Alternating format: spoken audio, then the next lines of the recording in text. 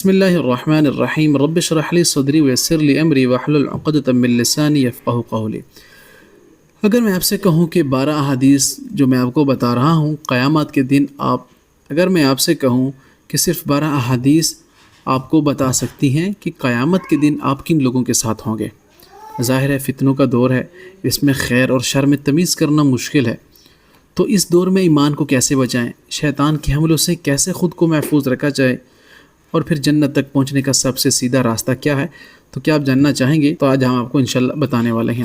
آج ہم احادیث نمبر 11 سے 22 تک سیکھیں گے، اور جو آپ کی سوچ، عبادات اور پوری زندگی کو بدل کر رکھ دیں گے۔ آپ جانیں گے، اس میں آپ یہ بھی جانیں گے کہ رسول اللہ صلی اللہ علیہ وسلم نے محبت کے بارے میں کیا فرمایا، اختلاف کے زمانے میں حق کو کیسے پہچانا جائے، اور وہ کون سی غلطیاں ہیں جو انسان کو آہستہ آہستہ ہدایت سے دور کر دیتی ہیں۔ آئیے دیکھتے ہیں۔ حدیث نمبر 11 دیکھیے، من احیا سنتی فقد احبنی، سنن ترمذی، رقم الحدیث 2678۔ ترجمہ: جس نے میری سنت کو زندہ کیا اس نے مجھ سے محبت کی۔ سبحان اللہ۔ دیکھیے، جو رسول اللہ صلی اللہ علیہ وسلم کی اطاعت کرے گا وہ ان لوگوں کے ساتھ ہوگا جن پر اللہ نے انعام فرمایا ہے۔ قرآن میں آتا ہے وَمَن يُطِعِ الرَّسُولَ فَأُولَٰئِكَ مَعَ الَّذِينَ أَنْعَمَ اللَّهُ عَلَيْهِمْ مِنَ النَّبِيِّينَ وَالصِّدِّيقِينَ والشہداء والصالحین۔ تو سبحان اللہ، تو حقیقی محبت اطاعت کا تقاضا کرتی ہے۔ اگر آپ کو محبت ہے، رسول اللہ سے دعویدار ہیں، تو یہ اطاعت کا تقاضا ضرور کرے گی آپ سے۔ پھر صالحین سے محبت بھی ایمان کی علامت ہے، سلف صالحین۔ اور پھر قیامت میں انسان اپنے محبتوں کے ساتھ ہی اٹھایا جائے گا۔ نیک صحبت دنیا اور آخرت میں کامیابی کی ضامن ہوتی ہے، جیسا کہ اگلی حدیث میں ہے وَمَنْ أَحَبَّنِي كَانَ مَعِيَ فِي الْجَنَّةِ، سنن ترمذی، رقم الحدیث 2678۔ کیا مطلب؟ جو مجھ سے محبت کرے گا وہ جنت میں میرے ساتھ ہوگا۔ سبحان اللہ، یہ رسول اللہ صلی اللہ علیہ وسلم کا فرمان ہے، اور قرآن اس کی بڑی ہی زبردست گواہی دیتا ہے سورۃ الزخرف میں۔ الأخلاء يومئذ بعضهم لبعض عدو إلا المتقين، اس دن سب دوست ایک دوسرے کے دشمن ہوں گے سوائے متقی لوگوں کے۔ سبحان اللہ، اگر آپ نیک لوگوں کے ساتھ بیٹھتے اٹھتے ہیں، آپ کا نیک لوگوں کے ساتھ واسطہ ہے، تو قیامت میں یہ متقی لوگ بھی آپ کے ساتھ ہوں گے۔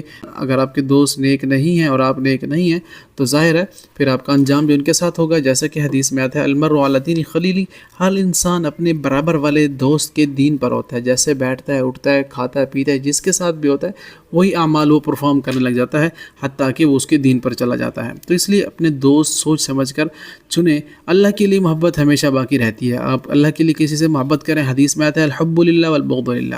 اور پھر دنیاوی مفادات پر مبنی تعلقات ختم بھی ہو جائیں تو نہیں مسئلہ۔ تقوی پر قائم دوستی آخرت میں نفع دے گی، میں آپ کو بتا رہا ہوں۔ صالحین کی محبت بھی جنت کا راستہ آپ کے لیے ہموار کر دیتی ہے، چونکہ وہ بھی متقین ہی ہیں اس آیت کے روح سے۔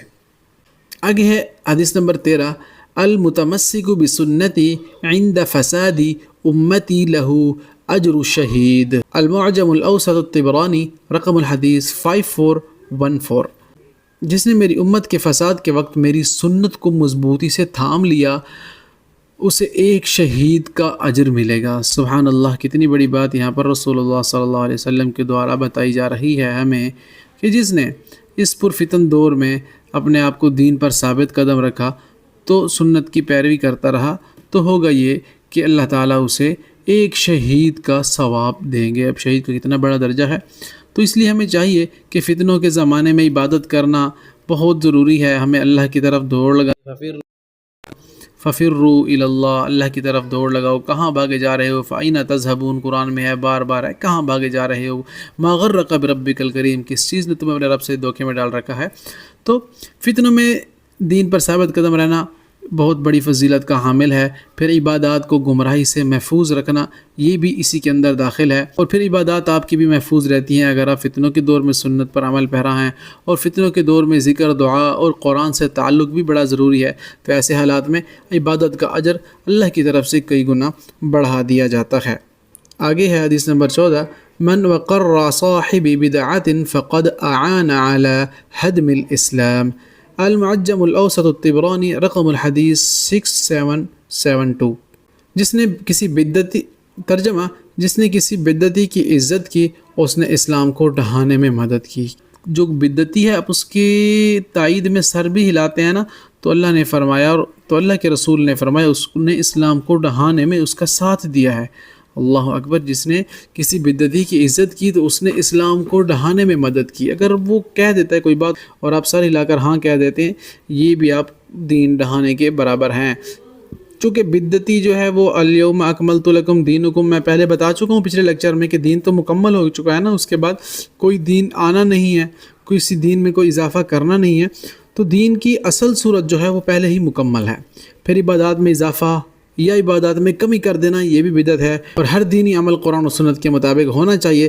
جب آپ یہ ذہن میں رکھیں گے تو پھر بدعت آپ کے ہاں نہیں بھٹکے گی. یہاں تک رہنے دیتے ہیں, پھر انشاءاللہ اس سے آگے نیکسٹ لیکچر میں پڑھیں گے. اللہ سے دعا ہے کہ اللہ ہمیں سمجھ اور عمل کی توفیق عطا فرمائے.